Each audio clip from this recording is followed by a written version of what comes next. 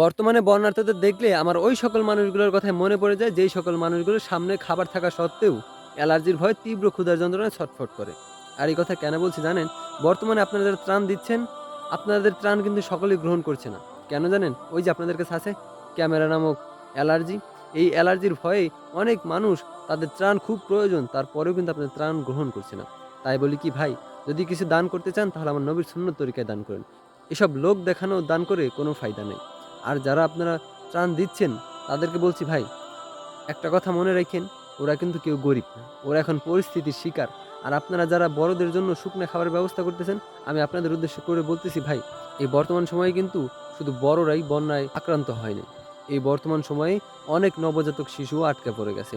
তাই বলি কি ভাই, আপনারা যারা ত্রাণ দিচ্ছেন, আপনাদেরকে জানাই স্যালুট। কিন্তু যারা নবজাতক শিশু আছে, ওদের দিকেও আপনারা একটু খেয়াল রাখবেন। পারলে আপনারা ওদের জন্য কিছু খাবারের ব্যবস্থা করে দিবেন।